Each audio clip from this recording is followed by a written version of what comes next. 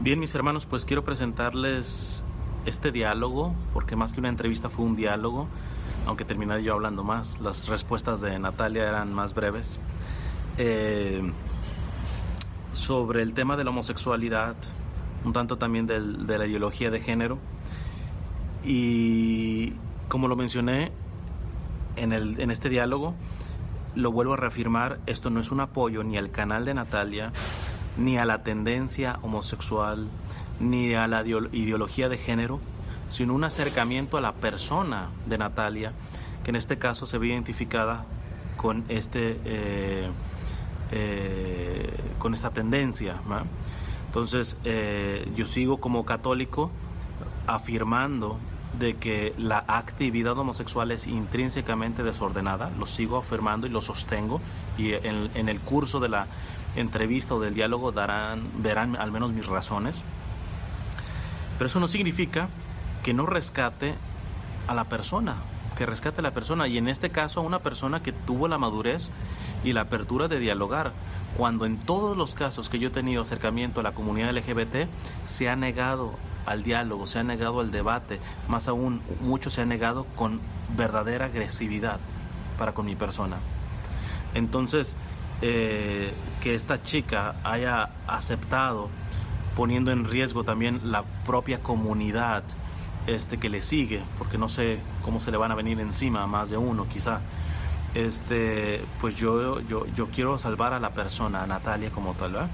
Entonces verán que yo sigo dando razones de por qué esta praxis, y sobre todo cuando esta praxis se lleva a nivel legal, a nivel social, que se trata de imponer como un sistema, pues como esto no tiene base, y lo sigo sosteniendo y lo seguiré sosteniendo, ¿eh? Pero repito, quiero rescatar a la persona.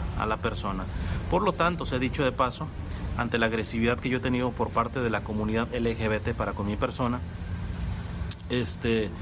también he de decir al revés. Aquellos que al menos en mis redes sociales juzguen de una manera agresiva o se metan con la persona de Natalia, sobre aviso no hay engaño, a la primera quedarán bloqueados. Yo no voy a tolerar que se le humille a esta chica, ¿eh? Entonces puedes dar argumentación a las ideas concretamente, pero si te metes con la persona y más de manera agresiva y humillante, discúlpame, pero al menos en mis redes sociales no tienes cabida, ¿verdad? Entonces, pues nada, les dejo este diálogo con Natalia, y nuevamente, aunque pongo la referencia de su canal, esto no es una promoción a su canal, porque evidentemente estoy en contra del contenido mayoritariamente que expresa en su canal, pero creo que es un aspecto de honestidad ante la apertura y la madurez que ha tenido Natalia en poder tener este diálogo conmigo. Que Dios les bendiga. Yo siempre empiezo con una oración. Si te quieres unir, bien, y si no, un día te unirás. Vale. Ok. En nombre del Padre, del Hijo y del Espíritu Santo. Amén. Amado Señor, danos todo lo que nos une a ti. Quítanos todo lo que nos separa de ti. Líbranos de nuestro egoísmo y entréganos enteramente a ti. Que nunca se haga nuestra voluntad, sino siempre hágase la tuya. Amén. Amén. Por el Padre, el Hijo y el Espíritu Santo. Amén. Pues bien, Natalia, gracias por aceptar la entrevista. Yo creo que lo más práctico sería empezar. ¿Quién es Natalia? ¿Cómo te defines? ¿Quién es Natalia? Vale. Yo como persona soy un estudiante, pero como parte de la comunidad LGBT me siento una figura, una imagen. Me conocen como Nats en las redes sociales. Tengo un canal de YouTube en el cual presento ideas, ayuda a niñas como yo, niños también. Bueno, no niños, adolescentes ya, que tratan de encontrar su identidad. Y me considero activista social. Esa es mi carrera y en eso estoy involucrada. Bien. Para ponerte el contexto, aunque ya te lo había mencionado un poco antes, yo creo que ya va más de un año que yo intenté hacer con esto de que la Corte Suprema modificó la definición de matrimonio, que era exclusivamente hombre y mujer, y que lo definió la Corte aquí de los Estados Unidos. bueno, algunos otros países antes, poquitos antes de aquí de Estados Unidos, la modificó México. Entonces, evidentemente, al ser un misionero católico y tener una perspectiva concreta sobre esto, yo intenté dialogar con algún líder de la comunidad LGBT. No fueron abiertos, al punto que intenté agarrar sus propios argumentos que tienen en las redes y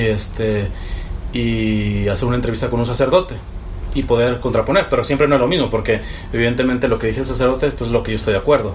Simplemente lo hice por un aspecto de ser un poquito objetivo en la argumentación, ¿va?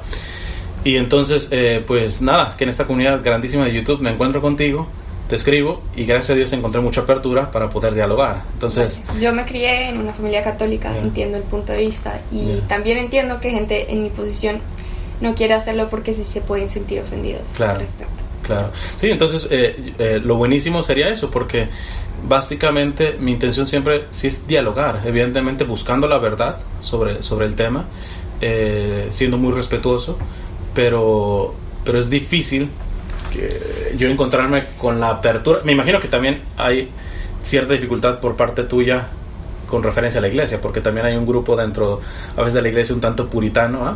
Entonces pues es difícil encontrar como poder dialogar con madurez sobre esto. Entonces esa es básicamente la base de la entrevista.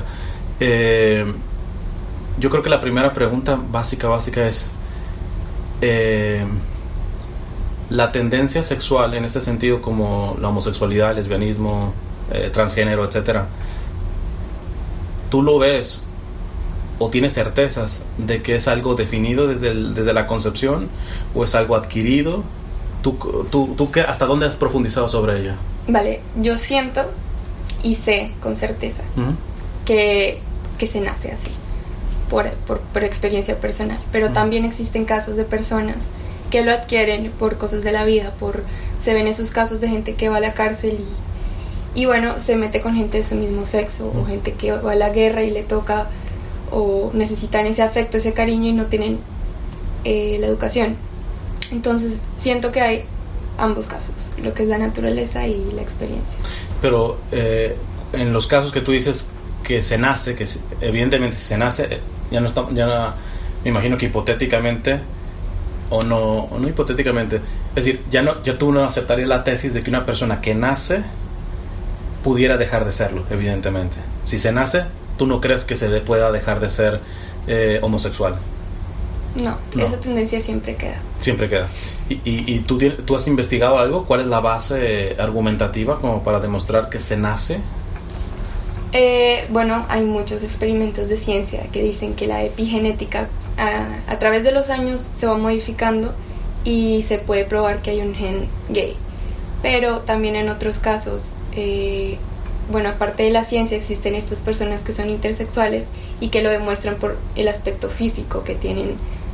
Bueno, ¿a qué te refieres con el intersexual? El intersexual es el que tiene órganos sexuales de ambos sexos. Ah, un hermafrodita, ya. Yeah. Sí, okay. Entonces esas personas que no tienen identidad de género también se meten en la charla, pues.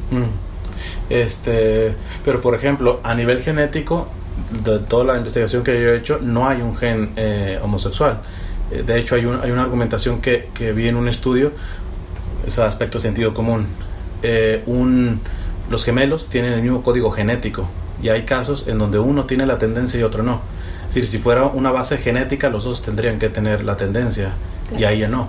Entonces, ¿qué tipo de prueba tú encuentras cuando dices que has encontrado como un gen de esto? También se encuentran en los animales. Hay animales que muestran tendencia homosexual toda su vida, leones, perros, por ejemplo, el perro de un amigo. Y lo que digo yo no es genética, no están grabados en los genes como tal, pues en el núcleo, sino más epigenética, es algo que naciste con ello, pues creo que de último momento, eso no es... Sí, pero por ejemplo, ya cuando uno se argumenta, digo que esto de poder profundizar mediante un diálogo fue a raíz del cambio que se hizo por la Corte Suprema. Entonces, es decir, ya se está haciendo un tipo de praxis política sobre esta situación. Y cuando se pone el argumento de los animales, por ejemplo, los animales también matan a sus crías, o la viuda negra, después de copular con el macho, mata al macho. Es decir, podríamos transportar ese comportamiento animal también al hombre sin que haya algún tipo de pena moral, o porque, bueno, el león mata a un venadito cuando lo ve, y entonces yo puedo decir, bueno, pues yo maté por comer, o sea, yo maté el del vecino porque tenía hambre de mi hijo, etcétera. Y en ese sentido, quitarle la moralidad de que ese acto está mal. Claro. O sea, tú dices comparar el hombre con el animal. Sí, sobre todo porque me dices, como los animales lo tienen, pero bueno, los animales también tienen tendencias en donde si las aplicamos para el ser humano, están equivocadas, ¿eh? Claro. Entonces, pero es un animal que toda su vida fue homosexual, entonces no tuvo una tendencia, esto es algo que hago del momento. O el animal que es heterosexual tampoco tiene tendencias a tener actos homosexuales, como que no se ha probado mucho. Ya. Sí, no, yo te lo digo por el hecho de hacer como la comparación, es decir, dado que los animales tienen este comportamiento, o se da,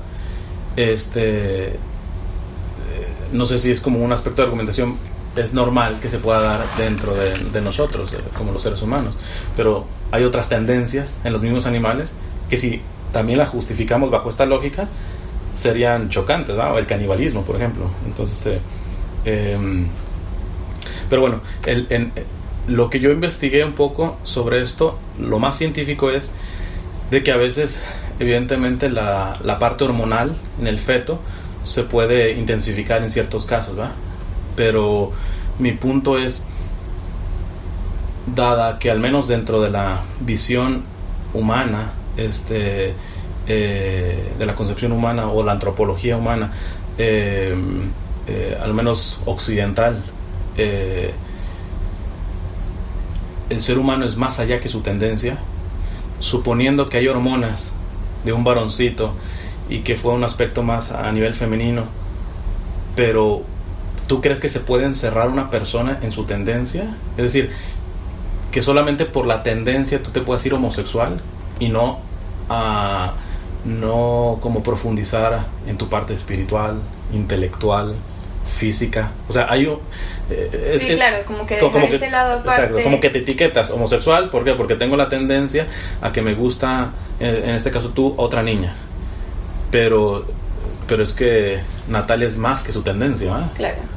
Entiendo, creo que yo soy el ejemplo perfecto porque yo soy religiosa, claro, yo creo en Dios. Y no necesariamente porque uno sea homosexual uno se tiene que etiquetar o actuar como tal. Y uno puede mantener una vida muy, pues, cerrada, muy privada, sin tener que afectar a los demás en el ambiente. Sí, si tú definieras tu tendencia, o sea, casi con manzanitas explicarlo, o sea, si tú te consideras en este caso lesbiana, ¿no? ¿Cómo definirás la tendencia lesbiana? ¿Qué es para ti eso? O sea, ¿qué partes de tu vida aplica? Ok, para mí ser lesbiana es mucho más allá de solo una tendencia sexual. Okay. Es querer estar con una persona del mismo género, amar a esa persona del mismo género. Yo no pienso en más de una persona, no me enamoro en todas las mujeres que pasan. Yo creo que es igual que como para ti, o sea, tú quieres pasar con una mujer. Yeah. Y yo, o sea, y conozco homosexuales, bueno, esto es tal vez un poco privado, pero aprovecho la oportunidad para decirles que yo espero hasta el matrimonio, tal como una persona heterosexual lo haría. Claro. Y esa es mi decisión de vida. Ya. Entonces, cuando tú me dices que va más allá de una bueno, cuando dices que es pasar en este caso una persona, es decir, es compartir la vida, hablas del aspecto del amor, ¿verdad? Te pongo el ejemplo que me puso en esta entrevista este sacerdote. Dice, es que el problema es de que hemos manipulado el lenguaje. Y él dice, por ejemplo, en el caso del amor, de hecho cuando se cambió la definición de matrimonio en la corte, se ponía mucho en el hashtag el amor venció o el amor vence, alguna cosa de esa, ¿verdad? Y él puso este ejemplo. no sé, me gustaría tener un feedback, una retroalimentación tuya sobre esto. Dice, imaginémonos que tú vas con tu mujer y le dices, te amo mucho y cada día te voy a amar más, pero tengo tanto amor que le quiero dar también algo a la vecina, ¿no? Ojo que no la está dejando de amar, más aún, cada día la va a amar más, ni siquiera la está abandonando, va a vivir con ella, pero usando el lenguaje del amor, tiene tanto amor que puede amar a la vecina. En este caso, ¿a ti qué te parecería? ¿Sería correcto? ¿Podrías pensar en...? Pero no sería correcto en el caso del que ya tiene una esposa y estar con otra persona sería... Pero si el aspecto es amar. Ok, amar, pero ni siquiera para los homosexuales está bien estar con una persona y luego enamorarse de otra persona. Uno le dedica la vida pues a una persona como es la pareja. Ya. Pero, por ejemplo, a partir de esto, tú dices que has visto que se vino toda una ola de muchos... mucha gente saliendo del closet. No tanto de eso, sino de otras, inclusive hasta los pedófilos. ¿Por qué? Porque si se trata de amor, ¿cuál es el problema que un niño me ame a mí? O inclusive ha habido casos en donde un hijo quiere casarse con su mamá, ¿verdad? Y tú dices, bueno, pero si al fin y al cabo se tiene que respetar la tendencia, si al fin y al cabo lo único que se trata es de amor, pues matrimonio hoy se ha dicho que no solamente es hombre y mujer, ya la cambiamos, ahora puede ser hombre y hombre y mujer y mujer.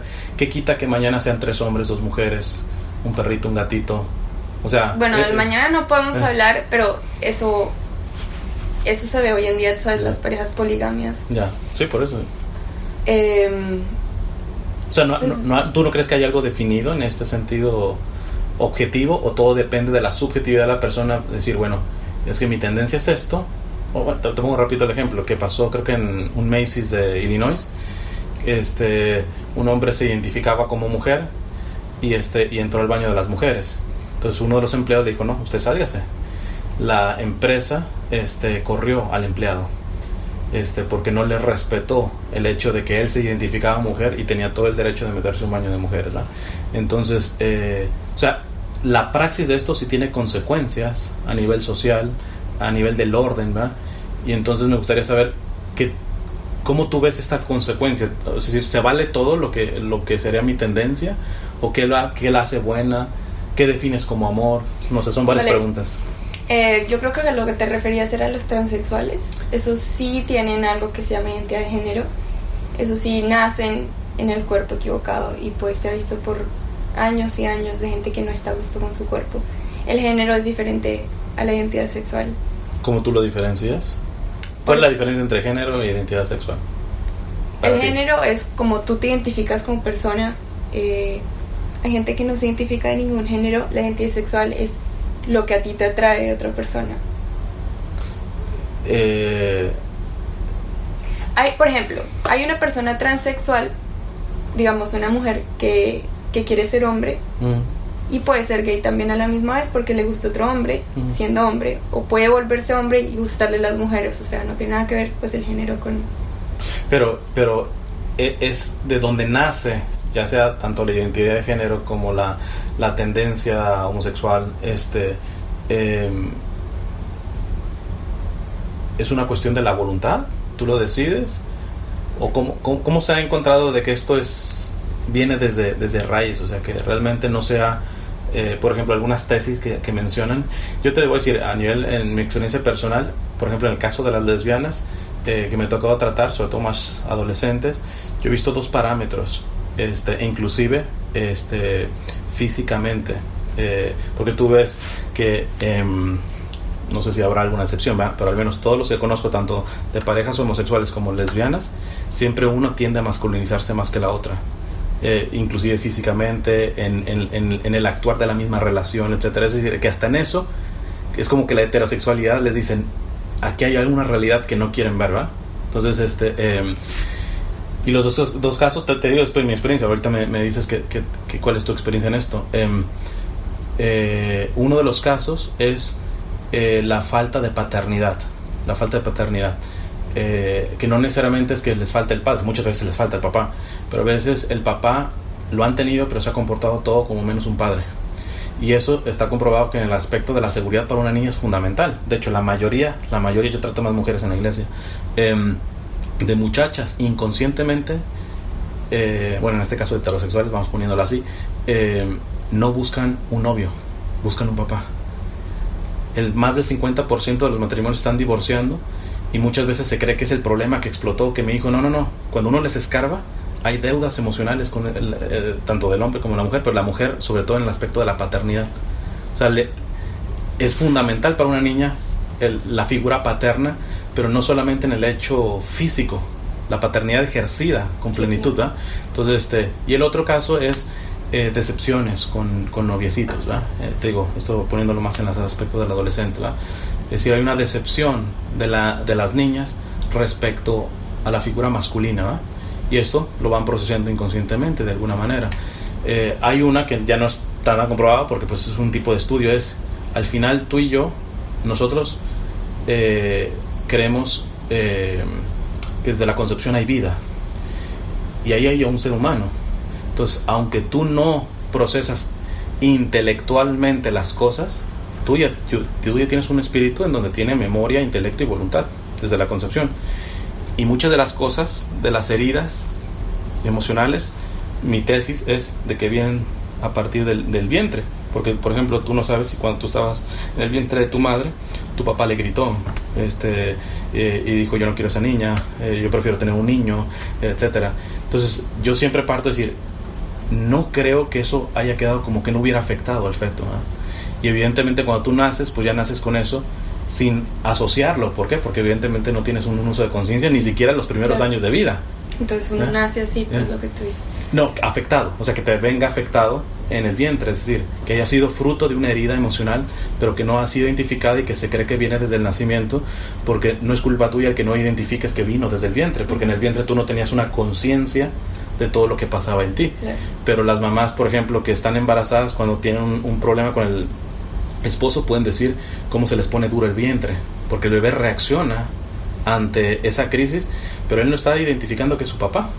O inclusive hay muchachas o muchachos que después tienen una aversión con sus papás y no saben, pero fue para decir, o sea, es como escuchan esa voz, y esa voz era la que gritaba cuando yo estaba acá adentro, pero yo no identifico porque no puedo intelectualizar lo que yo recibí en el vientre cuando me estaba desarrollando, ¿eh? Vale. Pero bueno, esa es como la bandeja, no sé. Interesante la teoría, pues no había escuchado, pero no creo que haya todavía muchas pruebas sobre eso.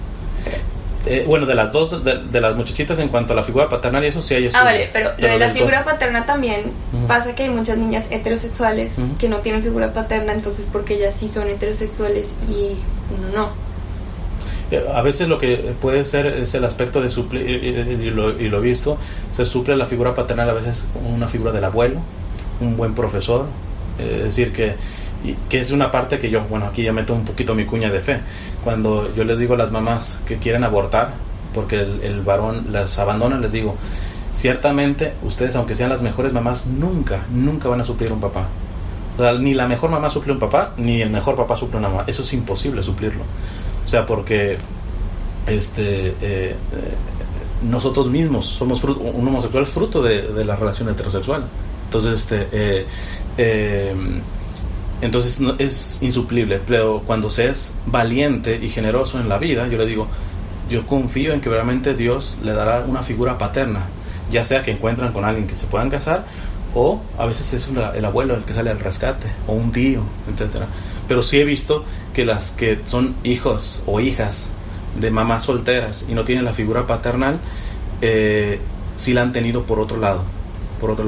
Y en las muchachas que no la han tenido ni la paternidad biológica de su verdadero padre, ni en el contexto donde se desarrollaron, ahí sí veo ese parámetro. Pero esa es mi experiencia. Pero tú lo dices de parte de las niñas, y entonces los hombres no tendrían en ese caso la imagen de la mamá. También, sí. Nada más que al revés. Sí, pero nada más que no me ha tocado tocar casi casos de homosexualidad de hombres, de varones. O sea, por eso hablo de mi experiencia, pero sin lugar a dudas, el aspecto de la masculinidad.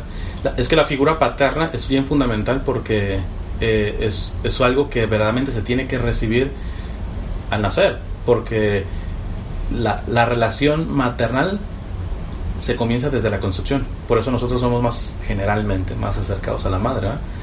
Por eso a la madre siempre le desgarrará más la muerte de un hijo que a un padre, ¿verdad?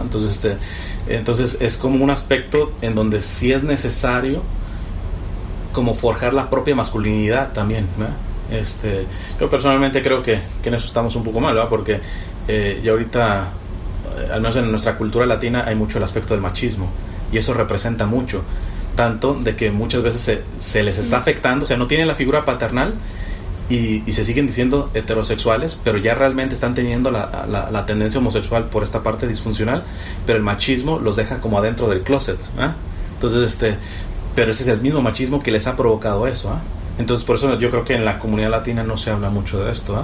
¿Por qué? Porque nosotros provocamos, partiendo de que esta sea la realidad, y tenemos parámetros en donde metemos, arrinconamos a la persona que trae en este caso sería una confusión, ¿verdad? Pero no sé, tu experiencia. Volviendo al punto que tú decías de lo de las parejas, que es una más femenina y otra más masculina. Pues en todo en la vida una pareja se basa en dos energías, que es la masculina y la femenina, como el yin y el yang, pues. En las parejas, así sea de hombre y mujer, siempre es uno más dominante que el otro, y muchas veces es la mujer más dominante que el hombre. Lo mismo ocurre con las, pues, homosexuales. Entonces eso, o sea, como un balance entre los dos. Entonces no es que, pues, yo creo que no es el universo y Dios tratando de decirnos que está mal, sino más bien tratar de encontrar un balance, porque uno como ser humano siempre encuentra el opuesto. Pero tú no crees que cuando se va inclusive legislando sobre prácticamente cabildeo que ha hecho el movimiento LGBT, se pueden llegar a cosas verdaderamente injustas? Te digo un caso, simplemente la adopción. O sea, la adopción no es derecho ni de heterosexuales ni de homosexuales. El derecho es del niño a tener lo que perdió, y lo que perdió fue un padre y una madre. Tú no ves una injusticia en que se dé un hijo a una pareja homosexual cuando ellos mismos decidieron no ser fértiles, porque si aceptan su homosexualidad tienen que aceptar que en todo caso la homosexualidad es estéril. ¿Y por qué reclamar un derecho heterosexual en este sentido? Y más cuando ni siquiera los heterosexuales tienen el derecho de adoptar. El derecho es del niño a recuperar lo que perdió, y que perdió un padre y una madre. ¿Tú cómo ves esa perspectiva? Conozco, pues, yo y mucha gente estamos en contra de eso, en contra de la adopción, así sea que tú seas homosexual. Ahora ya hay parejas homosexuales que adoptan porque piensan que es mejor tener dos padres que no tener a ninguno. Pues el niño requiere amor, de cualquier amor que sea. Así sea, digamos que somos dos amigas, no tenemos relaciones sexuales ni nada, pero el niño requiere ese amor creciendo, ese afecto y esa educación.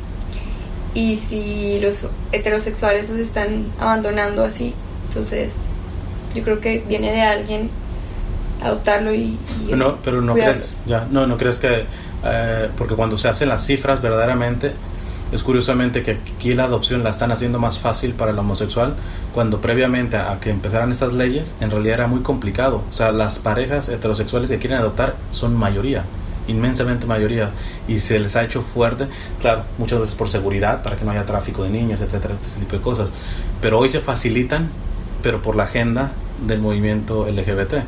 Es decir, no será alguna cuestión política que se quiera implantar en ese sentido. Quizá ahorita tú mencionas que nuevamente el término amor. Si en tu perspectiva, ¿tú cómo defines el amor? O sea, ¿qué es para ti el amor? Bueno, yo no puedo hablar por otras personas, pero hablo de experiencia personal. Sí. El amor consiste de ambos, el afecto y la parte sexual, es querer a una persona en todos los ámbitos. Por ejemplo, a los hombres yo los puedo querer, pero yo nunca quiero esa relación sexual con ellos, no me atraen, y siempre voy a estar buscando algo más, como si se me hubiera perdido algo.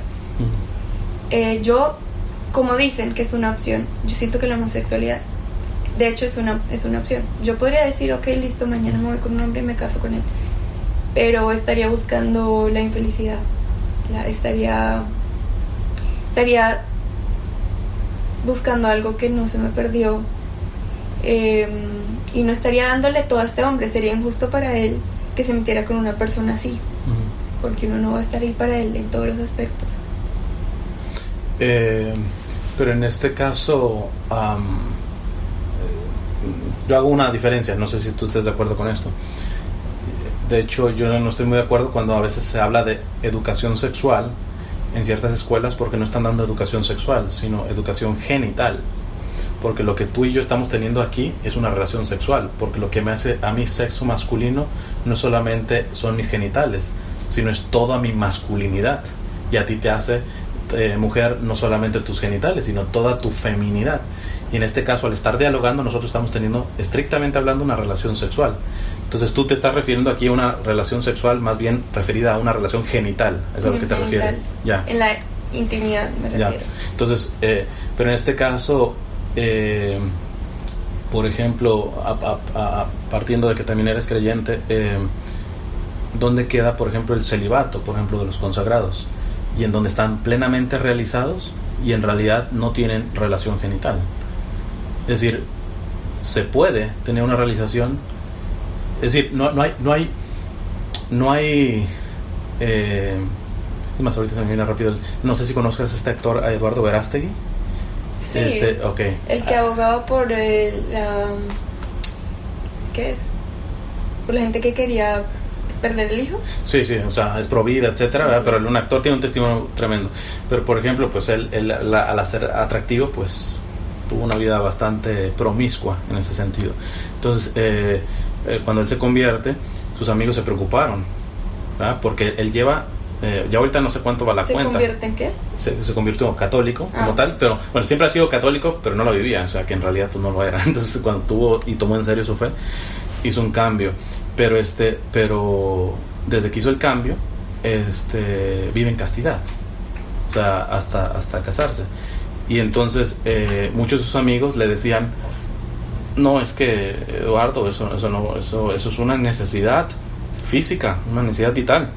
No, y él dice: no, porque necesidad realmente física y vital es tomar agua, comer.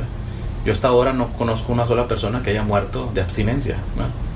Entonces, ¿no crees que sobre todo en la perspectiva del movimiento LGBT, al poner precisamente esa tendencia al genitalizarla, no se idolatra el aspecto de la genitalización? Tú me hablas de que podrías casarte con un hombre, pero el día de mañana pues lo podría estar así infeliz, ¿verdad? Porque no te estás entendiendo totalmente. Entonces vendría la pregunta automáticamente: ¿y tú no podrías vivir en castidad, por ejemplo? Es decir, ¿necesitas la entrega genital para verdaderamente encontrar la felicidad? ¿Tú cómo lo ves? No es solamente genital, o sea, yo creo que cualquiera, siendo heterosexual o siendo homosexual, puede vivir en castidad toda la vida. Pero uno como ser humano sí necesita afecto de otras personas. Uno necesita otra persona con la cual uno puede contar. El que es papa tomó esa decisión por el resto de la vida, pero Dios sí aboga, pues la Biblia se aboga por las parejas, por la familia, lo cual significa que nosotros estamos hechos para vivir con una persona. Entonces, no sé ahí cómo vendría el caso con el homosexual. Porque el contexto de la Biblia es, por una parte, complementariedad en el ser humano, inclusive genitalmente. Quizá aquí suena un poquito más fuerte, espero que no se rasguen las vestiduras los que nos estén viendo, pero por ejemplo, en una relación genital entre dos homosexuales, entre dos varones, es inclusive científicamente aberrante, porque el ano no está puesto para entrada, solamente es para salida. Es decir, que biológicamente nuestro cuerpo nos anuncia que está hecho para otra cosa. Es decir, ya le empezamos a dar un uso al cuerpo que no está hecho para eso, ¿eh? Nuestra propia estructura física nos apunta a la complementariedad. O sea, tu cuerpo y el mío tienen una complementariedad perfecta en ese sentido, cosa que no se da. Además, la consecuencia tampoco se da. En el caso del hombre, a menos de que haya una cuestión de una enfermedad, pero si estamos hablando de una anormalidad en ese sentido, siempre producirá potencialmente vida. En el caso homosexual tampoco, ¿eh? Entonces, es como una tendencia de ir un poco en contra de lo que, no lo que la iglesia dice, sino lo que la naturaleza establece, ¿verdad? Establece, tu cuerpo dice también mucho. Y en esa relación genital, que al menos en la iglesia se considera como un acto sagrado, de hecho es lo más bello, una relación sexual entre un hombre y una mujer dentro del contexto del matrimonio. Entonces entonces sí, la Biblia lo ve, pero precisamente en ese contexto, pero ese contexto no se puede dar nunca en el caso de una pareja homosexual, ni genitalmente, ni en respecto a la vida, ni en cuanto a la complementariedad, a lo menos biológica, física, ¿va? Sí, biológica, claro. Emocional, me imagino que sí, ¿va? O sea, se querrán mucho, lo que sea, pero esa es la parte donde se ve la diferencia. Pero a partir de esto yo te diría, porque es una de las cosas que yo me he encontrado bastante.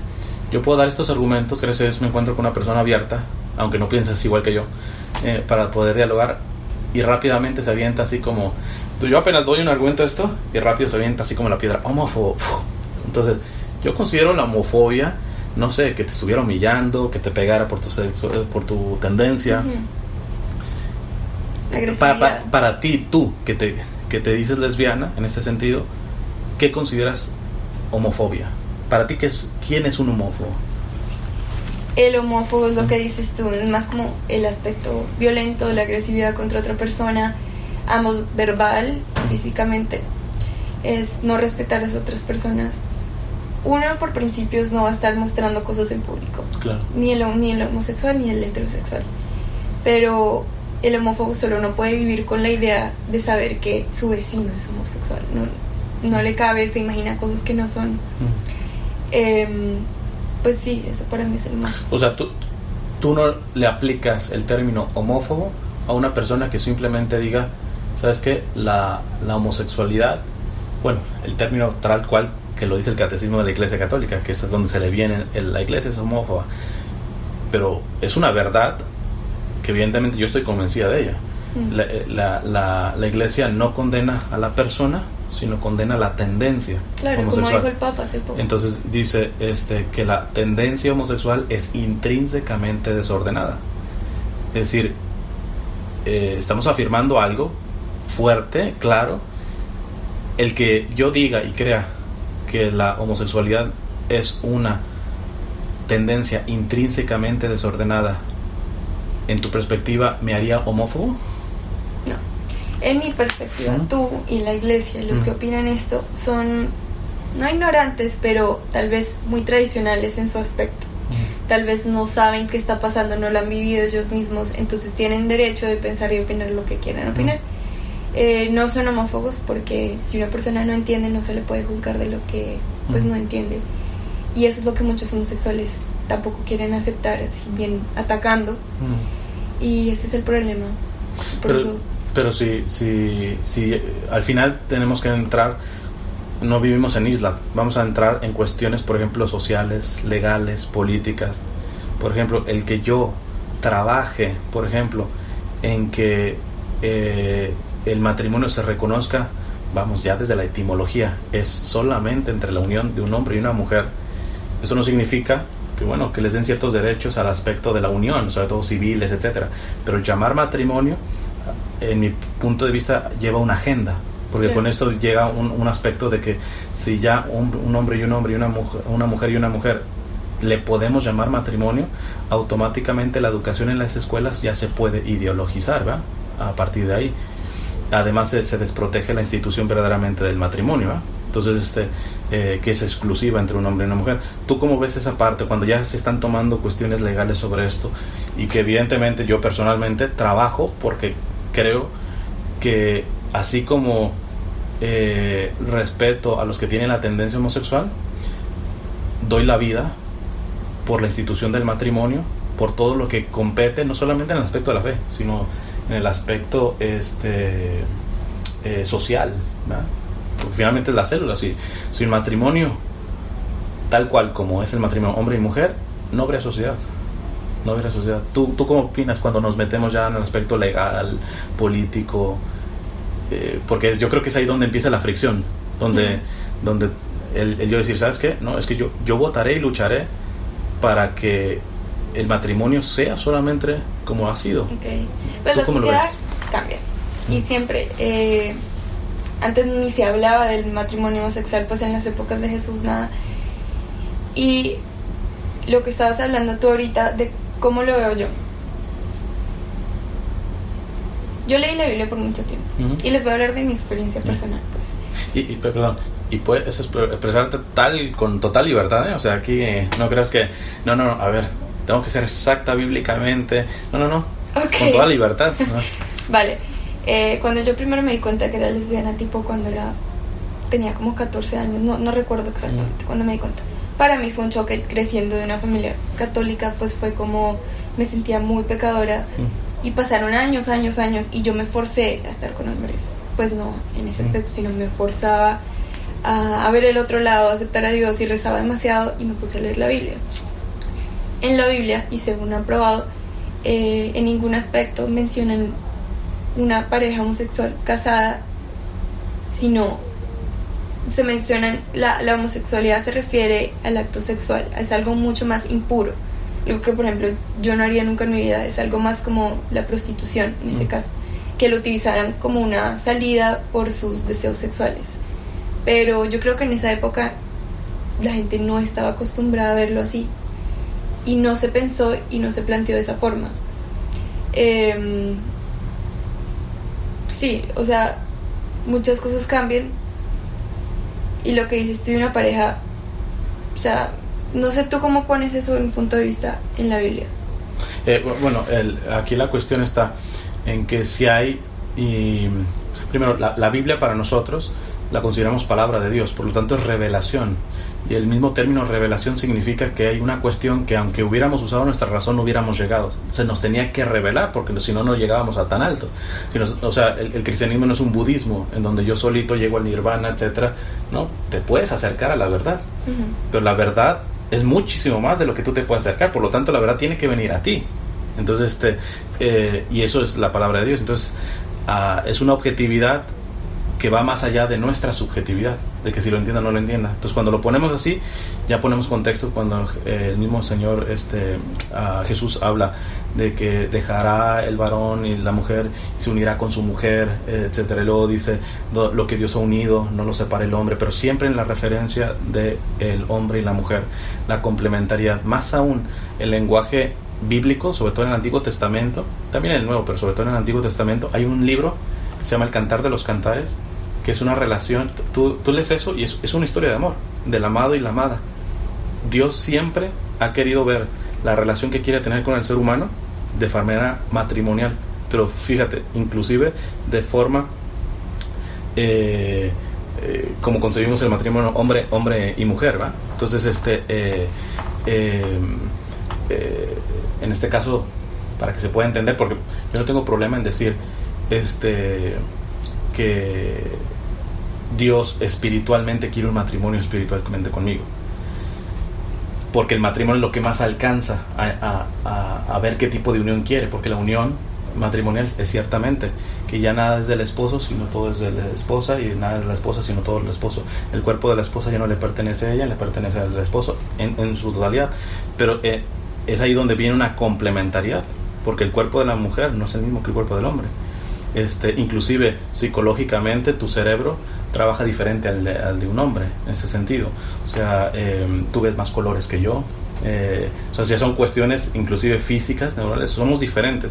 Mi punto es de que con esta ideología LGBT hemos llegado al igualitarismo. Yo creo que somos iguales en dignidad tú y yo, pero alabo el que no seamos iguales, ni físicamente, ni en la masculinidad, ni en la feminidad, porque la diferencia es lo que hace posible la unitividad, ¿no?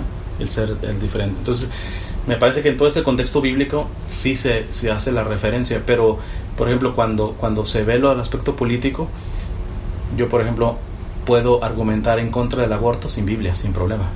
Yo puedo argumentar en contra del asesinato sin Biblia, no necesito Biblia. O sea, la Biblia me da mucho más recursos todavía, y en este sentido, antes de la propia iglesia, la institución de matrimonio, como la entendemos, no solamente en el aspecto civil, sino como la entendemos, la unión entre un hombre y una mujer, es lo que da la garantía de que ha existido desde el primer ser humano hasta la actualidad. O sea, es una institución que es garantía de la humanidad, es la más importante. Y cuando se ataca y se destruye, automáticamente la sociedad va a ir en... Vale, pero tú sabes que la homosexualidad ha existido desde los principios de los tiempos y seguirá existiendo pues siempre esta tendencia hacia el mismo sexo. El matrimonio lo que hace es que une a las personas y hace que ellas no cometan actos sexuales impuros afuera del matrimonio. Entonces el hecho de aceptar el matrimonio pues entre homosexuales disminuye el pecado, ¿no? Afuera. ¿Va más allá de qué? O sea, por ejemplo, unos ancianitos, nula actividad sexual, y para ellos es importante todavía seguir casados, ¿verdad? Es decir, va más allá de decir, no, es que el viejito está pensando en acostarse con la vecina, pues no, ya a esa edad ni ganas tiene. Entonces, y sin embargo, para ellos es fundamental. O sea, yo te lo digo porque, por ejemplo, en este mes de septiembre, que mis papás no son ancianos, no llegan ni a 60 años. En septiembre del año pasado murió mi papá. Y yo he visto el duelo de mi mamá. O sea, yo he visto el duelo de mi mamá. Y es muy diferente el duelo que nosotros como hijos tenemos referente a mi padre, que sí lo extraño. Pero esa unidad que tenía mi padre y mi madre, con todas sus diferencias, con todo lo que sea, es donde tú dices, es que es la institución que Dios ha puesto. Pero esa unidad también existe entre homosexuales. Ya. Yo también estoy dispuesta de sentir lo mismo por una chica así. No, pero tú, fíjate, el término lo mencionas a nivel sentimiento. Cuando te dije que si es amor, por ejemplo, en el caso del amor, yo te lo puedo asegurar que he visto personas amándose, no sintiendo ganas de poder amarse. O sea, yo al menos lo veo de esta manera. Y no sé si lo sabes, el enamoramiento es un proceso químico cerebral. Se activa la parte de atrás del cerebro que se llama la amígdala. Entonces, y curiosamente, cuando uno está enamorado, la parte frontal, que es el lóbulo prefrontal, se anestesia. Entonces, por eso uno anda pensando siempre en toda la persona, casi hasta se para el semáforo, se pasa el semáforo porque está pensando en la otra persona. Pero es un tipo de anestesia que dura relativamente, dependiendo de la persona, entre 6 meses, puede llegar hasta 1 año. Yo a veces cuando explico esto les digo, seguramente tú tienes un amigo o una amiga que corta con el novio y a los 3 meses vuelve, etcétera. Está reaccionando solamente por enamoramiento, porque el enamoramiento baja, sube, etcétera. Entonces, estar enamorado no es amor. Estar enamorado es un proceso químico cerebral. Amor ya es un acto de la voluntad. Y yo pongo básicamente 3, te lo sintetizo, ¿no? Pero el primer acto es el amor limitado. Es decir, suponiendo que tú fueras mi esposa y me preguntan, ¿por qué te quieres casar con Nat? No, porque le gusta el mismo tipo de música, nos llevamos bien, o sea, en pocas palabras, por lo que recibo de ti. El día que tú no me des lo que recibo de ti, ¿sigue el amor? No, porque ya llegó a su límite. El segundo tipo de amor es ilimitado, pero siempre lo pongo entre comillas. Es, ¿sabes qué? Nat, tú y yo no necesitas hacer nada para yo amarte. Es mi regalo. No necesitas hacer nada. Ni parecerte a mí, ni confiar en mí, ni darme emocionalmente, ni materialmente nada. No necesitas dar absolutamente nada. Es mi regalo, no te lo tienes que merecer. Pero ¿por qué lo pongo entre comillas? Porque el amor ilimitado no le pide nada a la persona amada, pero sí pide una cosa, a la persona amada. O sea, no te pido nada, pero te pido a ti. El día que tú, imagínate, te vayas con otro, hasta ahí que yo, ahí es donde ya entra el aspecto de la fe, para el tercer nivel, que es el amor divino, que nosotros estamos llamados a amar como Dios ama. ¿Y cómo Dios ama? Pues bueno, si yo te amo verdaderamente, estamos de acuerdo que amar es dar lo mejor, ¿no?, a la otra persona. Y la pregunta es, si tú fueras mi esposa y yo te quiero dar lo mejor, ¿yo soy lo mejor? No, claro. Lo mejor es Dios. Entonces, cuando el amor divino es convertirte en un puente entre la persona amada y Dios. Es decir, ya no te pido nada, no te pido ni siquiera tu persona. Mi placer es convertirme en un puente entre tú y Dios. Entonces, porque entre más seas de Dios, más vas a ser mía en ese sentido, y más voy a ser tuyo. Entonces, en este sentido, ya hay una dimensión, pero ya solamente el amor divino es cuando verdaderamente hay una entrega al punto de la cruz. Al menos esto es bíblico. Les dice que también se viene sobre todo el movimiento ya más feminista en contra de la Biblia, que es machista. San Pablo dice, mujeres, sean sumisas a sus esposos. Eso es machismo, ¿cómo que sumisa a su esposo? Espérate, ¿pero qué esposo? Después sigue, en mi perspectiva, Dios le pide más cuentas al hombre que a la mujer en el matrimonio. porque San Pablo dice después: esposos, amen a sus esposas como Cristo amó a la iglesia y dio su vida por ella. Eso no se lo dice a las mujeres, nos lo dice a nosotros. Es decir, nosotros tenemos que llegar a un aspecto del sacrificio absoluto, así ser crucificado por nuestra esposa. Entonces, si en el segundo tipo de amor que yo te digo es, yo no te pido nada, ni siquiera tu persona, tú, por cualquier cosa, entras en depresión o entras en pecado, y si uno no frena el pecado se va para abajo, y evidentemente el adulterio, la infidelidad es pecado como tal, y te vas con otro. Si yo amo con amor divino, yo sé que tengo que hacer todo lo que está de mi parte para rescatarte de esta situación que tú no estás viendo ahora. Más aún, quedas embarazada del otro, adoptar a ese niño como mío. Yo cuando le pregunto a unos que se van a casar, le pregunto siempre a los esposos, al varón, le digo: imagínate que ya están casados y que tú y ella, no sé, le pega algo en la cabeza o lo que sea, se descuida espiritualmente y se va con otros, tiene un hijo. Tú podrías, sin juzgarla a ella, juzgar el acto sí, pero sin juzgarlo a ella, rescatarla precisamente porque está sumida en el pecado, y abrazar ese hijo como tuyo, y no condenarla a ella, sino condenar la actitud, rescatarla, restaurarla, levantarla. La mayoría me dice que no. Entonces, si te fijas, yo creo que estoy de acuerdo contigo en el sentido de que la sociedad cambia, pero está cambiando para mal, porque tú no ves estos valores genuinos, ni siquiera en los matrimonios tal cual heterosexuales, ¿eh?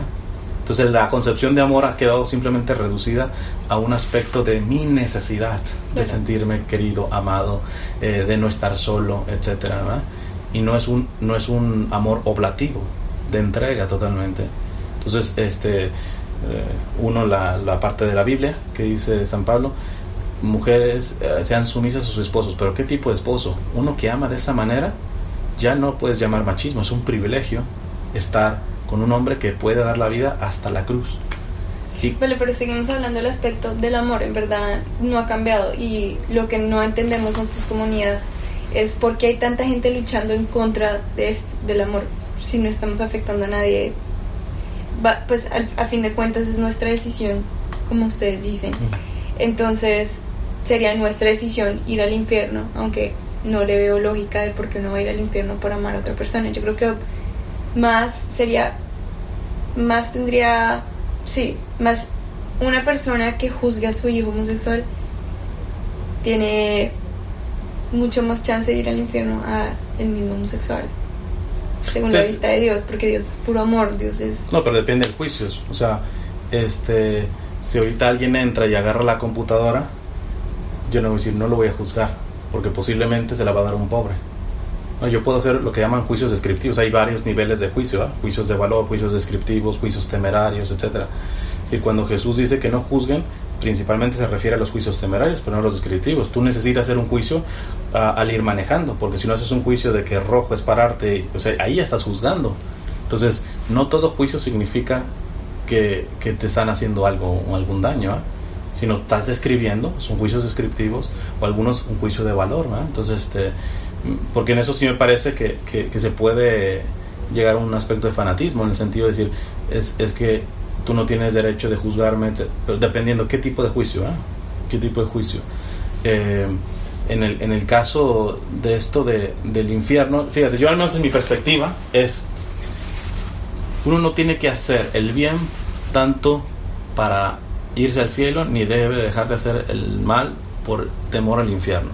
Hay un poema del siglo XVI que da resumen todo esto, a ver si me acuerdo bien del poema.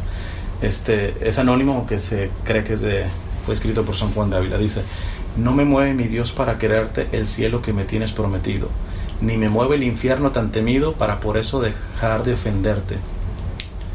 Tú me mueves, Señor, muéveme al verte clavado en una cruz y escarnecido. Muéveme ver tus afrentas, muéveme ver tu cuerpo tan herido, muéveme ver tus afrentas y tu muerte. Muéveme en mí, en fin, de tal manera que aunque no hubiera cielo yo te amara, y aunque no hubiera infierno te temiera. No me tienes que dar porque te quiera, porque aunque lo que espero no esperara, lo mismo que te quiero te quisiera. Entonces esta perspectiva es de que yo no creo que, por ejemplo, si tú dejaras de tener la tendencia lésbica por el hecho de decir, no, me voy al infierno, no sé hasta dónde pueda ayudar eso. O sea, yo no quiero ir al infierno, pero no porque voy a sufrir en el infierno, que se sufre eternamente, sino porque sé que ahí no voy a amar al Señor por toda la eternidad. Entonces, pero el aspecto del amor va mucho más allá de mi necesidad, de mi tendencia. Es un ofrecimiento, ¿verdad? O sea, yo puedo... Pero entonces eso ya transciende la homosexualidad como tal. Eso ya es educar a las personas en un aspecto más espiritual, a todas, sea homosexualidad o sea heterosexualidad, a saber vivir consigo mismo y tener a Dios como lo máximo que uno tiene en su vida. Pero lo curioso es que cuando llegas a un tipo de transformación ahí, encuentras que hay cosas que no van de acuerdo a Dios. Es decir, hasta dónde un homosexual, te digo, ni los heterosexuales están creciendo en esa parte. Por eso, un heterosexual que se crea libre de pecado simplemente porque no es homosexual, lesbiana, no, espérate, revísate y tienes callos de donde te pisen también. En esta no, pero tampoco puedes decir que estás inmaculado delante de Dios. Eso está clarísimo, porque eso evidentemente yo sí, inclusive le pediría disculpas a los homosexuales que han tenido gente puritana que solamente ve que como que si el único pecado que se tendría que se comete es la práctica homosexual. Espérate, tú eres un heterosexual pero mentiroso, eres un heterosexual, claro, pero todo el mundo peca de sí, no, o sea, exacto. Entonces en eso estamos claros, pero el pecado del otro no justifica el hecho de mi propio pecado, ¿no? Y aquí la cuestión está preguntarse por qué, a lo menos bíblicamente, Dios condena la actividad homosexual. ¿Cuál es la raíz? Y si queremos quitar la Biblia, ¿por qué desde la propia naturaleza nos habla que la relación homosexual habla más de una disfunción? Porque tú me dices, siempre ha existido, pero siempre ha existido la mentira, y siempre ha existido cualquier otra cosa que le pongamos, siempre ha existido. Pero la cuestión es si verdaderamente esa es la verdad objetiva, ¿verdad? Y sobre todo cuando se va a legislar, porque ahí es donde nos metemos y en donde va a afectar a todos ese tipo de legislación. O sea, tuviste lo que le pasó, creo que fue el año pasado, a la juez de Kentucky, que la metieron a la cárcel porque no quiso casar a una pareja gay. Entonces, fíjate que en este sentido sí hace algo. O sea, tú dices, ¿a quién afecta? No, ya se están afectando en ese sentido, porque ahí no se le respetó el aspecto de la conciencia a esta juez, y aquí es como cuestiones del aborto. Alguien dice, bueno, sobre todo los partidos demócratas que está a favor del aborto, pero no nos obligan ahorita estar afuera de una clínica de aborto. En Canadá, solamente orando afuera te arrestan. En China se obliga a abortar. Entonces tú no sabes hasta dónde viene la agenda, y a veces yo creo personalmente, no sé si sea tu caso, pero creo que muchas de las personas que están dentro de este movimiento en realidad son más víctimas, porque es como, no, quizá si lo consideras adecuado compartir tu experiencia en esto, de cómo se dio el punto básico de lidiar con cuando te diste cuenta de esto. Pero asumo, al menos por los casos que he tratado, que hay una cierta ansiedad, y más cuando te ves que lo estás descubriendo dentro del contexto de una familia católica, latina. O sea, entra como una revolución de ideas, confusión, sentimientos, etcétera. Claro, yo después de tratar de hallar las respuestas afuera mío, me di cuenta que yo las tenía que hallar era en mí, lo que yo sentía. Básicamente siento lo mismo que siente un heterosexual al ver otra persona pues del otro sexo. Científicamente las mismas pues síntomas, pues las pupilas dilatadas, todas esas cosas que estábamos hablando, se siente igual. Entonces yo al ver esto dije, ok, Dios me hizo así por alguna razón tendrá. No sé qué querrá hacer con esta sociedad, no sé por qué, y después de lucharlo tanto decidí que no era saludable hacerme ese mal, pues tendría que aceptar lo que era. Y vivir, hacerlo más puro y vivir de la forma más pura siendo lo que soy. Pero ¿a qué edad tú comenzaste a...? Pues desde chiquita estoy teniendo tendencias, como desde que soy como de 6 años.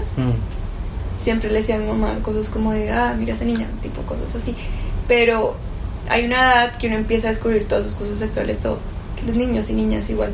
como a los 13, 12 años, cuando uno se empieza a desarrollar las hormonas y todo, que uno se da cuenta exactamente qué le atrae a uno.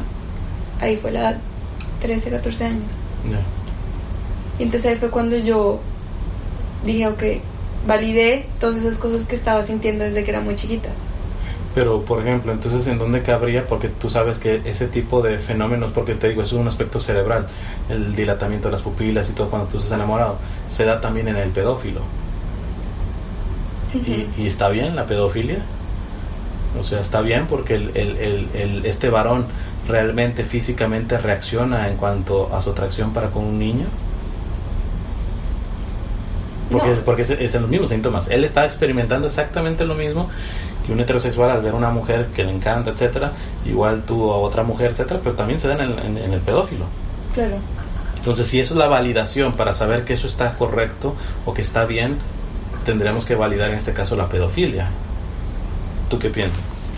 La pedofilia, bueno, no se me hace justo comparar ambos casos, porque la pedofilia es el hombre queriendo estar con el niño, pero el niño no tiene ningún deseo de hacer lo contrario. También se les puede notar como ese sí es un desorden moral. ¿Pero por qué? La pedofilia, porque no es normal que un hombre quiera estar con un niño chiquito. Sexualmente es algo impuro. Pero porque la razón, porque ellos la defienden a capa y espada. Si yo te saco las argumentaciones que avientan los pedófilos, es tremenda. Porque el pedófilo no se enamora del niño. El pedófilo lo que siente es un deseo sexual. No, sí se enamora porque actúa realmente cerebral y químicamente como si fuera una mujer. Igual que como un asesino tiene ganas de matar a alguien y lo siente cosas en el cuerpo, pero es diferente, porque yo podría abstenerme a esa parte sexual, esa parte, pues sí, como lo siente el pedófilo, es todos esos sentimientos y solo querer estar con una mujer, porque así es como me siento mucho más cómoda. Ya. Sí, pero a lo que me voy es, si tú si tú llegaste a una seguridad cuando empezaste a saber estos parámetros de que reacciones igual como un heterosexual reacciona con una mujer o una mujer para con un hombre, etcétera, lo que quiero es poner esto en la balanza.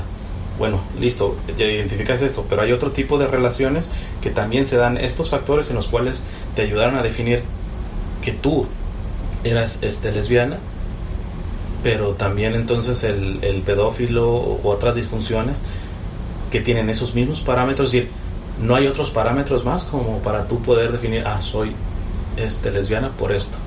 Porque si es por estas cuestiones que tú descubriste, esto se da en otro tipo de disfunciones que desde luego me imagino que no estarás de acuerdo, como estamos hablando del aspecto de la pedofilia. Ok, bueno, entonces he hablado de lo que siento por las mujeres, pero también existe lo que no siento por los hombres. O sea, yo con un hombre no me atrae la voz, no me atrae, pues, no. Y eso igual si lo consideras muy personal, no lo comentes, pero ¿tú has revisado en tu aspecto historia familiar tu relación, por ejemplo, no sé, en tu relación con tu padre, con las figuras paternas de tu familia, etcétera? Porque te digo, esto también, y esto sí está probado, de cómo después cuando uno nace y el niño, hay cierta repulsión a la voz del padre, porque el niño identifica ese sonido que era básicamente el que gritaba cuando él estaba en el vientre de la madre, ¿verdad? Pero él no asocia esto, ¿no? Bueno, pero mi papá no grita. O sea, yo tuve no digo eso, pero muy estable con mi papá y siempre estuve ahí cuando éramos jóvenes. Ahora no está conmigo porque pues está en otro país, pero sí, yo me llevo bien con mi papá. Y tengo hermanas, entonces, porque ellas no y yo sí. Exacto, sería buena pregunta. ¿Hasta dónde? Porque mi perspectiva con esto no es intentar cambiar, sino que ver si se puede ampliar, porque sí, hablar del tema. Sí, exacto, porque no sé hasta dónde realmente beneficia esta perspectiva, como te digo, puritana, religiosa, que decir, no, tienen la tendencia lésbica, homosexual, o sea, casi directito, y déjame te doy tu ticket para el infierno, ya.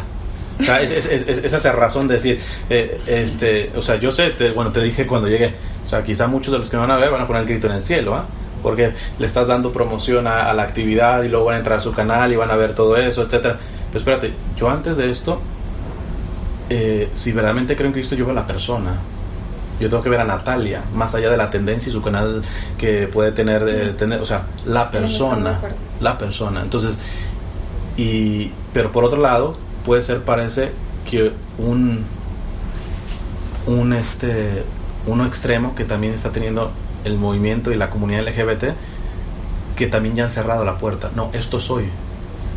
O sea, tan mal me parece que está aquellos que la condenan. Sí, no, yo estoy de acuerdo contigo en el aspecto que muchos piensan ser de mente abierta, pero lo que hacen es cerrando su mente a otros aspectos, por ejemplo, de la religión. Me parece que hay una discordancia con, perdón, el español, entre los religiosos y los católicos. Yo por mucho tiempo me sentí juzgada en la iglesia y me alejé demasiado. Eso fue mi razón, porque gente, como tú dices, ya que estamos hablando aquí, porque esto me ayuda, o sea, al menos los que ven mis charlas saben que no soy políticamente correcto ni dentro ni fuera de la iglesia, porque, o sea, hay que hablar con transparencia, por esto busco este tipo de diálogos. Entonces, ¿qué tipo de rechazos concretamente tú recibiste?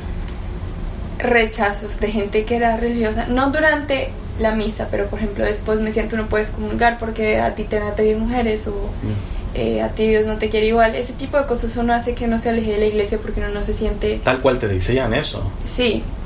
Uno no se siente aceptado, uno dice, bueno, tal vez hay otras religiones, hay otras vías que te pueden ayudar más. Entonces por eso se aleja más de la iglesia. Cuando la iglesia lo que debería hacer es atraerlo a uno. Lo que están haciendo con todo ese odio es alejando a las personas y no las están ayudando como deberían ayudarlas.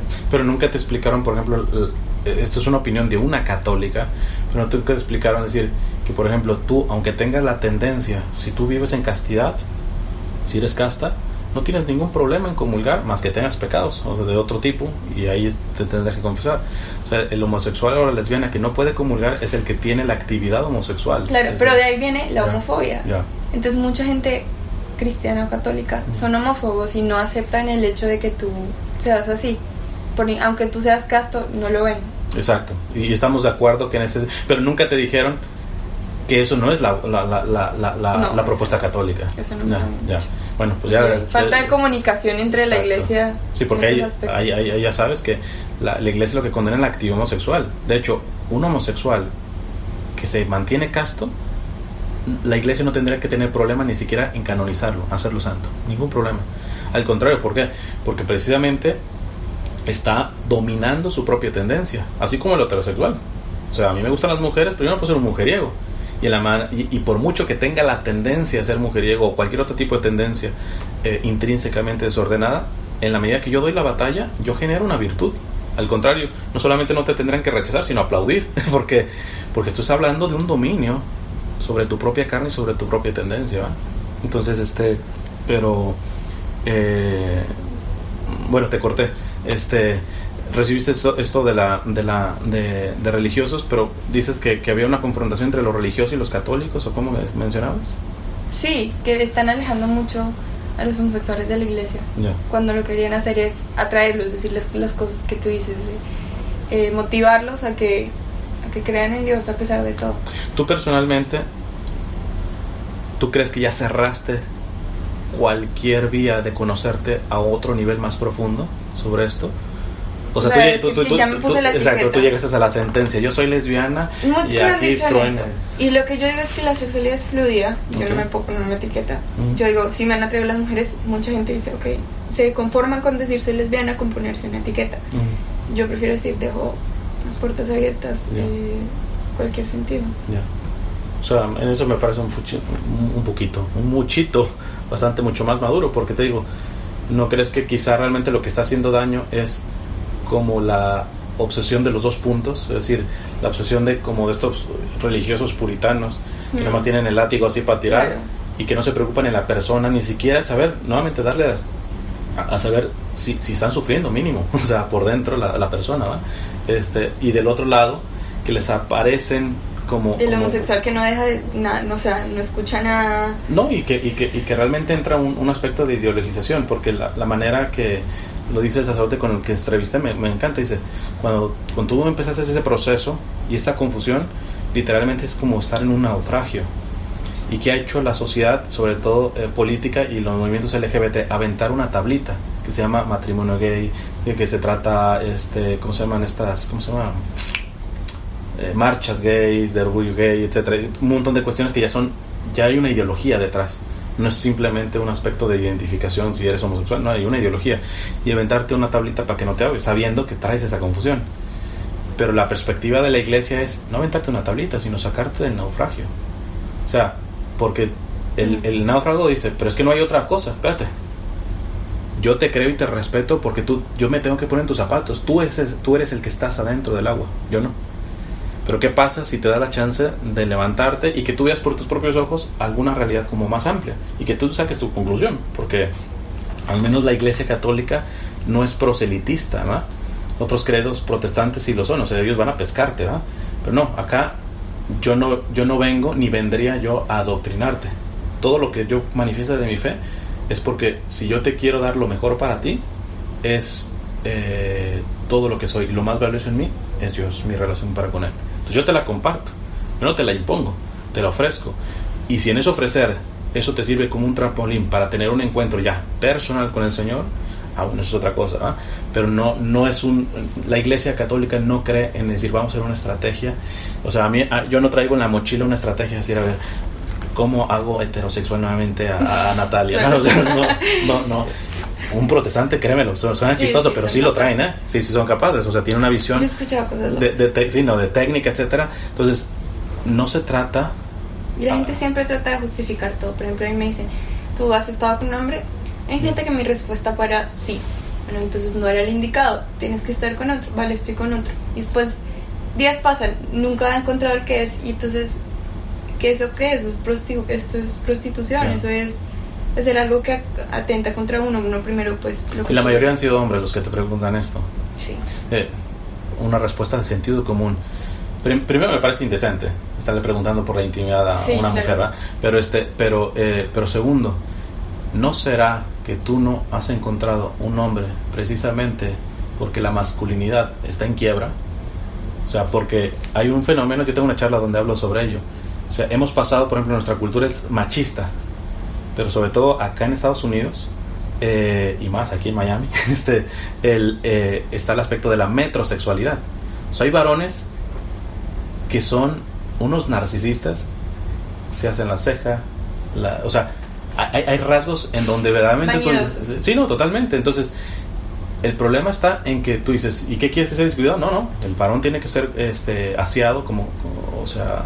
Pero hay elementos del varón, de la propia masculinidad, que implica dar la vida. Nuevamente lo de San Pablo: esposos amen a sus esposas como Cristo amó la iglesia. ¿Cómo un varón va a estar dispuesto a llegar a la cruz por su esposa cuando se está viendo si le quedó bien o no la ceja, ¿va? O sea, tú dices, o sea, porque yo no sé también esa experiencia contigo. Tú te consideras en este momento tal cual tu tendencia lesbiana, pero no sé si tú experimentes el hecho de querer ser protegida, cuidada. O sea, no tanto proteger y cuidar, sino ser protegida, cuidada, abrazada como tal. Porque ese es un parámetro, por ejemplo, para una niñita. O sea, yo lo he visto con esto que te digo, la relación del padre.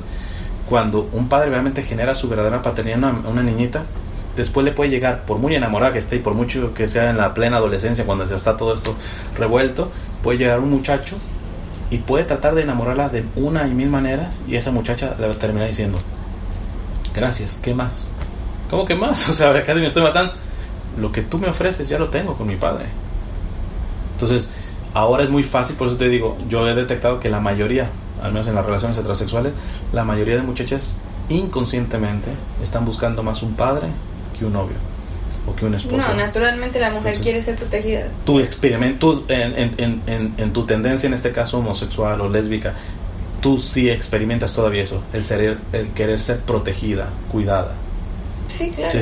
Y me imagino que la otra mujer con la que esté también siente eso mismo. Ya. Pero ¿has visto lesbianas que no la experimentan? No, yo creo que por ser mujer uno siempre va a querer. Ya. Pero fíjate, es un dato bastante interesante que quizá por ahí se pueda profundizar más. Y lo que tú decías de lo de el heterosexual que se encasilla pues en una etiqueta, o el religioso que se encasilla, lo que tienen que hacer es abrirse a ambos un poco más de mente y aceptar, escuchar ideas, tener charlas dialogar, así como tú y yo. Ya dialogar, exacto. Lo tuvimos. Ya. Pues no, yo te agradezco muchísimo. Generalmente a veces termino yo hablando más, pero esto no era una entrevista, esto era un poco un aspecto de un diálogo en el cual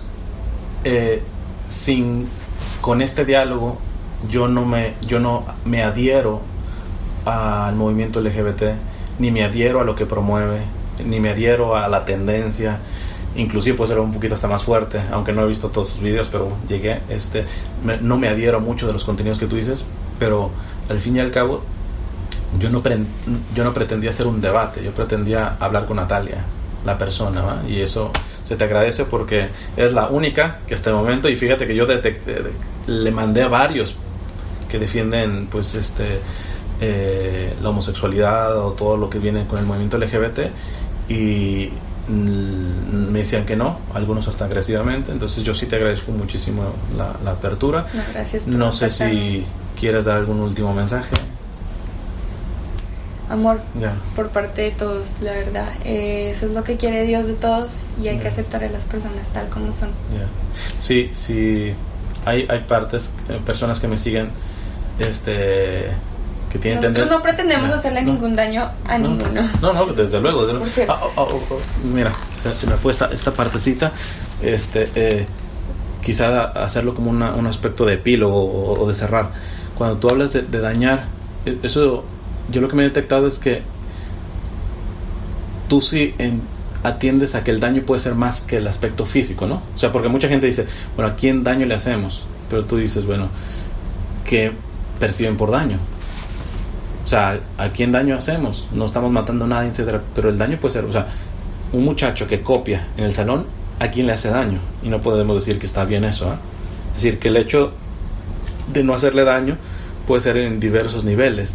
Y no solamente de tú para allá, sino de allá para acá, ¿va? O sea, a ti solamente no te van a hacer daño diciéndote, tú eres lesbiana, te vamos a golpear. Sino también te podemos hacer daño con un tipo de humillación, sí, ya, o emocionalmente. A eso vienen las marchas, para que la gente aprenda pues a aceptarse, porque hay muchos homosexuales que pues con tendencia homosexual, como tú dices, que se suicidan por estos mismos hechos porque les dan muy duro. Pero tú no crees que esas marchas también dañan a las personas que están públicamente viendo ese espectáculo, cuando los padres, por ejemplo, quieren cuidar el aspecto de sus hijos en referencia a eso? Pues que no los lleven a las marchas, que los mantengan alejados, pero no es restringir ya en ese momento. Porque te lo digo, porque yo conozco amistades que tienen tendencia homosexual y que ellos no se ven representados en esas marchas. Ellos dicen, eso no me define a mí. No, sí, yo también conozco mucho. O sea, se avergüenzan del tipo de marcha, ¿va? Porque dicen, eso manipula realmente lo que es mi homosexualidad. Yo no me veo identificado en ningún sentido, más aún me veo ofendido con ese tipo de marchas, ¿va? Entonces, Sí, claro, no, lo que las marchas promueven es un sentimiento como comunitario entre los LGBT para que se sientan comprendidos, eso es todo. Yo tampoco pertenezco pues mucho a eso. Sí, te digo porque un último caso, cuando fue en Brasil, inclusive se ridiculiza también las cuestiones de la fe. O sea, una transexual que se puso como crucificada, claro, etcétera. Entonces viene el aspecto y eso es la mayoría. Entonces uno dice, pues bueno, pero pues nada, te decía con el aspecto de que ciertamente pueden seguirme cierta gente puritana, pero hay gente de fe verdaderamente adulta y que ora por esta comunidad. Atendiendo a la ventana que tenemos ahorita abierta, si tú pidieras algunas intenciones por las que quisieras que oraran por ti o por tu familia, lo que sea, ¿por qué podemos orar por ti? ¿Cuáles son tus necesidades? Ya no tiene que ver ni siquiera con esto, o sea, ¿por qué se puede? Como persona. Sí, como persona. Tú, que me sigue un buen ejército de gente madura espiritualmente, que abrazaría tus necesidades también, ¿verdad? Vale. Independientemente de que si eres lesbiana o no, ¿verdad? Muchas gracias. Bueno, no, más que todo que nos guíen a mi madre y a mí en todas las decisiones de vida, porque le queremos entregar todo al Señor, mi mamá sobre todo, y necesita un poco de guianza, qué caminos tomar, porque desde el día que decidió le dijo a Dios, mira, yo hoy te entrego todo y quiero vivir mi vida por ti, y le han atacado mucho. Entonces eso y por parte de la comunidad rezar para que incluyan un poco más a los homosexuales y para que se afinen y se disminuya la violencia entre estos dos grupos. Me gustaría terminar con una oración. Yo al menos hice una al inicio. ¿Te gustaría hacer una todo para cerrar? Pero no sé exactamente qué estás esperando. No, tu oración, orar es hablar con Dios, así que lo que tú le quieras decir al Señor, Él te escucha, y yo me uno de alguna manera.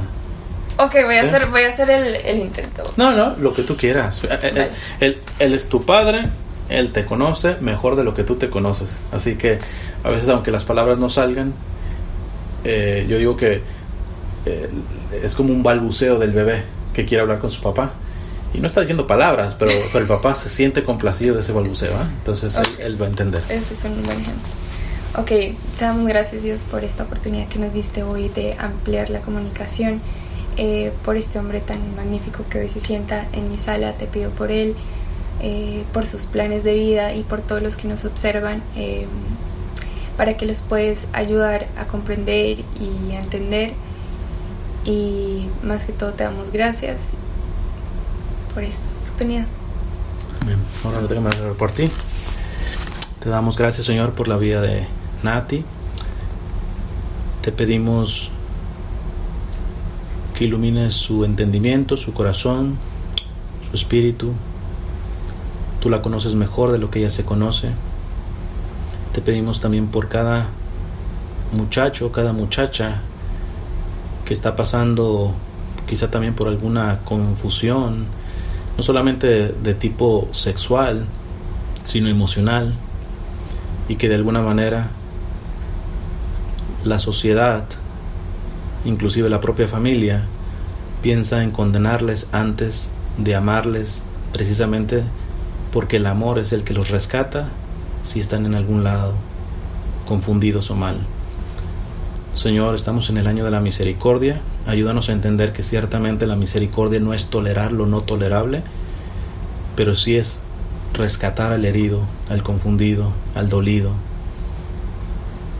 de que no hay nada que tú no perdones, no hay nada que tú no puedas sanar, nada que no puedas liberar. Te doy gracias por la vida de Nati, por su madurez y apertura al diálogo. Amado Señor, danos todo lo que nos une a ti, quítanos todo lo que nos separa de ti, líbranos de todo nuestro egoísmo y entréganos enteramente a ti, que nunca se haga nuestra voluntad, sino siempre hágase la tuya. Amén. Amén. En nombre del Padre, el Hijo y el Espíritu Santo. Amén.